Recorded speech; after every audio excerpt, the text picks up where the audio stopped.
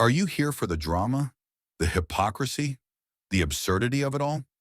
Because, oh boy, have you seen the drama on Discord lately? Today's word of the day is hypocritical. Now, hypocritical is when someone claims to believe one thing, but acts in the complete opposite way. It's like saying, I would never eat cake after midnight, while shoving down a slice at 12:01 a.m.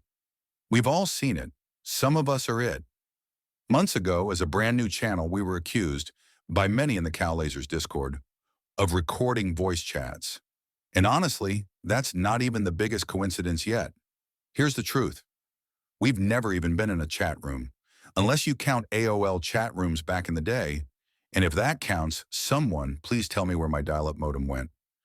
Now sure, I've thought about joining a voice chat, but every time I peek in, it looks less like treasure hunting and more like daytime soap opera auditions.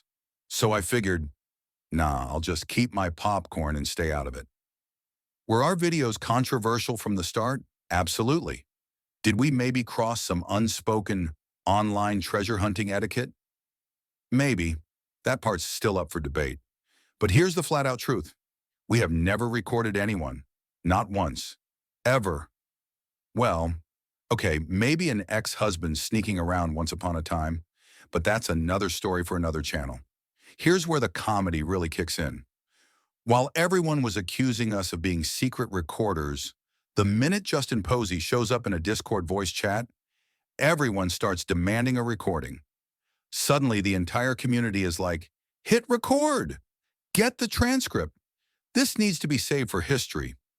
It turned into such chaos that they literally made a separate channel called Recorded Chat, because apparently labeling a channel recorded guarantees nobody will secretly record it. That's airtight logic right there. And then came the greatest quotes of all time. It's not recorded since we're in the non-recorded chat, so there's no proof. No!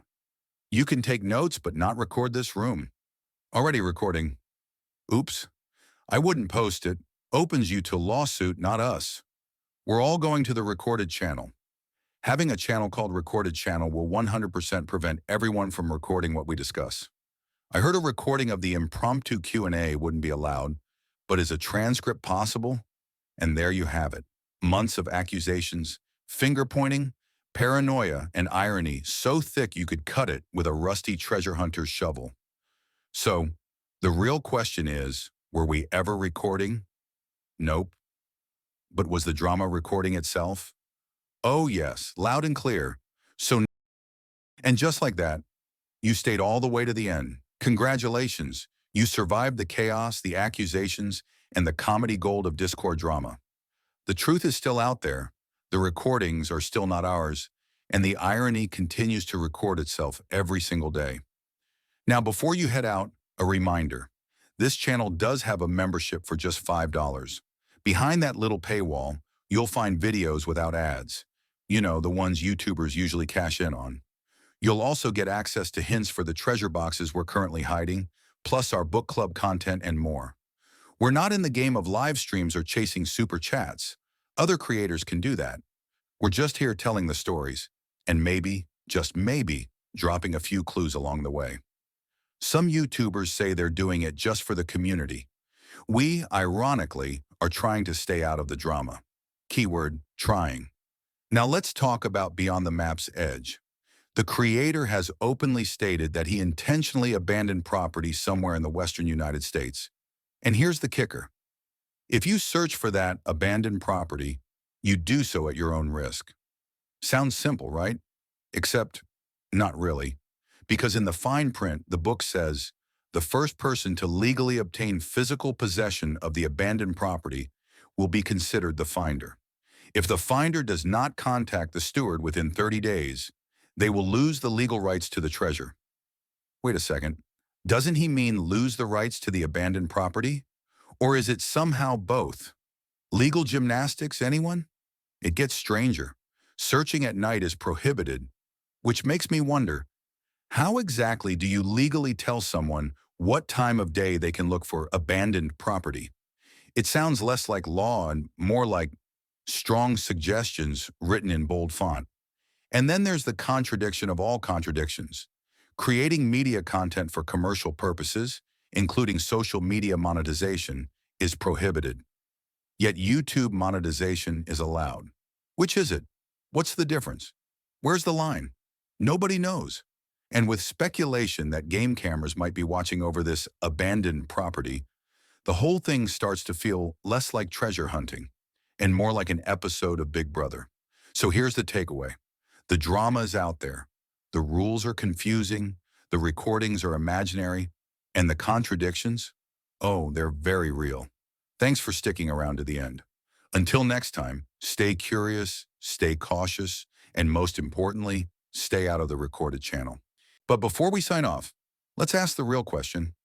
How exactly is Justin Posey able to legally dictate who's disqualified, and how we're supposed to obtain legal rights to this treasure?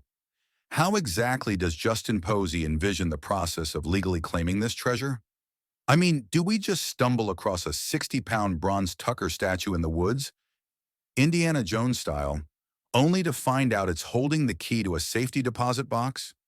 And inside that little steel vault is the real treasure? Along with the steward's phone number written on a sticky note?